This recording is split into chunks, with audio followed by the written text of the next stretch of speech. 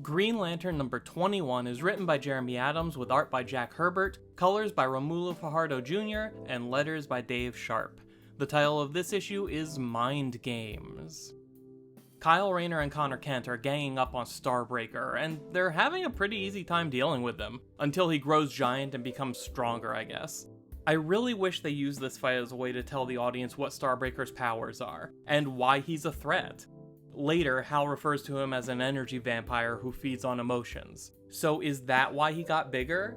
Does his body increase in size whenever he absorbs energy? Was he feeding off the emotional energy radiating from Sorrow? Was he feeding off the emotions of Kyle and Superboy? Can he feed on the emotional spectrum energy in Kyle's ring, and should Kyle's ring percentage have been steadily ticking down during the fight with Starbreaker? This villain is obscure enough that the story really needs to do a better job of helping readers understand what exactly it is the Green Lanterns are up against.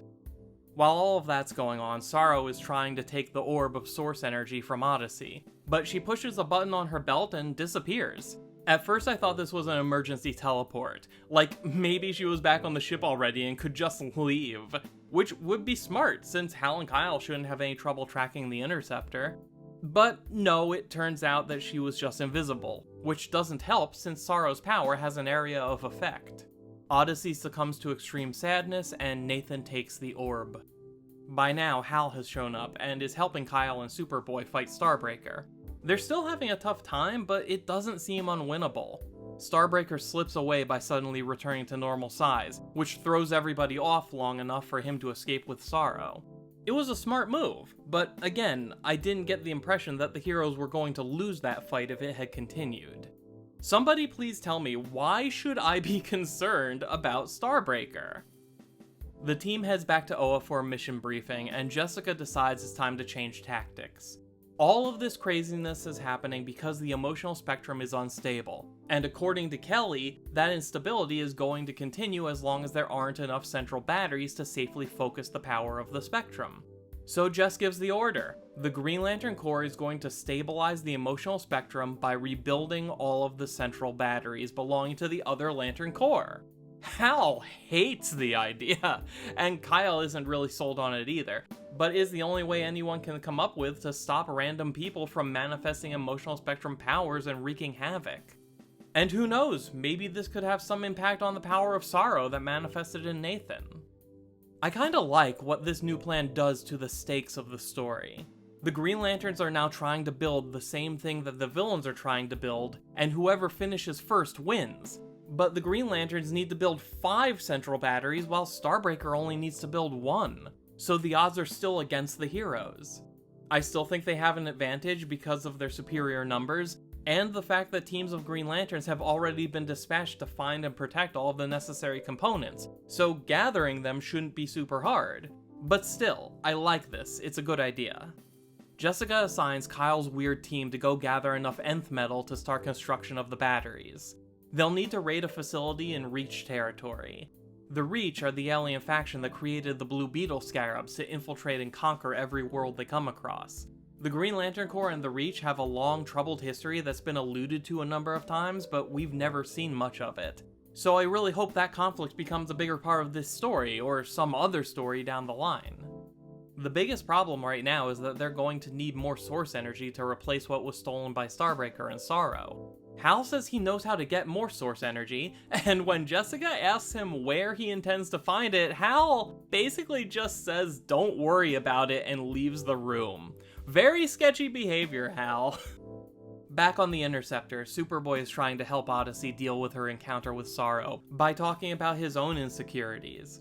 It's a nice bonding moment, but I'm so completely distracted by the fact that Connor is just being drawn to look exactly like Superman. This is the face of an adult. I don't know how old Superboy is supposed to be, and I know him being a clone makes age an especially weird topic since he was technically only 3 years old or something back when he was introduced. But putting all that aside, I don't know if he's still supposed to be presented as being a teenager or in his 20s or what. But this art makes him look like he is a grown man in his 40s. He looks older than Kyle, and it's very distracting. Anyway, they arrive at a Reach outpost and discover someone who looks human chained to a wall. There's also some kind of blue beetle-y looking thing in the darkness behind him. That's it for this storyline until next issue, and this is a weird place to leave it.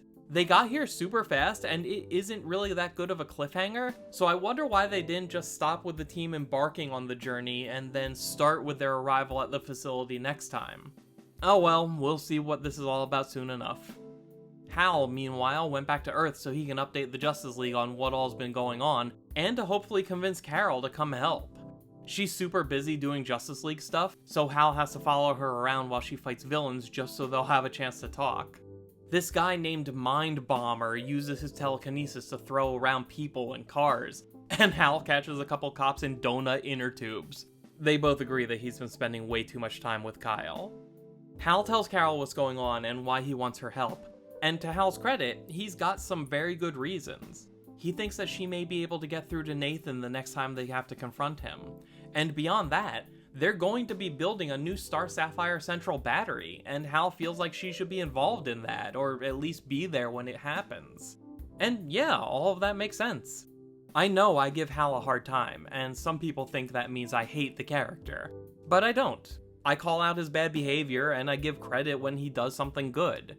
And this conversation is very good, because Carol isn't sure if she can go with him. She's in the middle of establishing the Star Sapphire as a hero in her own right, not just someone whose value comes from being with Green Lantern. And dropping everything to go help Hal feels like the opposite of all that progress she's been making.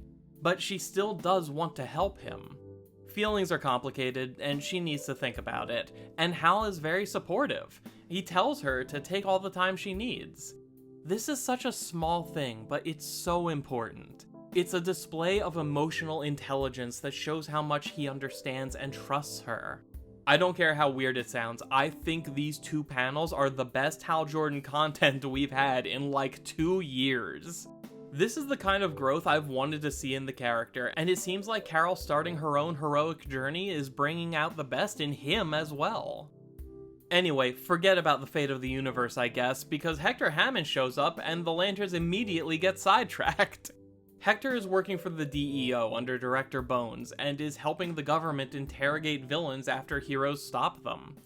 Hal and Carol don't trust anything about this, so they decide to infiltrate D.E.O. headquarters. But neither of them is particularly good at stealth, so Carol goes to pick up Dove, who can sneak into government buildings without raising any alarms. I love the fact that Carol isn't just building work relationships through the Justice League, she's made at least one friend. That's great. Hal, in this moment, has all the energy of a guy who wanted to spend time alone with his girlfriend and wishes her friend would go home. Dove slips into the building without any problem and finds Hector doing gross mad scientist stuff. Apparently Hector's powers aren't what they used to be, so he decided to use his position at the D.E.O. to harvest the brains of psychics and use them to get back some of what he'd lost. Remember Mind Bomber? Well, part of his brain is attached to Hector's brain now, and I'm pretty sure our tax dollars are paying for this. And we still don't know where Hal intends to get the source energy. It may not even be on Earth. He may have just come here to recruit Carol. What a weird, seemingly random detour. I suppose it does break things up and allow for an Earth adventure in the middle of the big space crisis. I just wonder if this is going to tie back into the larger narrative in any way. Maybe getting Carol involved is the short-term goal, while setting up Hector for a future arc is the long-term plan. Either way, a lot of setup happened in this issue. Hopefully that means things are gonna really get going next time. So that's Green Lantern number 21. Now I'm curious to hear what you think. Am I being too hard on Starbreaker? Do you like Kyle's weird team? What do you think about the current state of Hal and Carol's relationship? Tell me all about it in the comment section down below, and subscribe if you haven't already, and I'll be back soon with the next chapter in this story. Until then, thank you for taking the time to watch. My name is Dan, we'll talk again soon.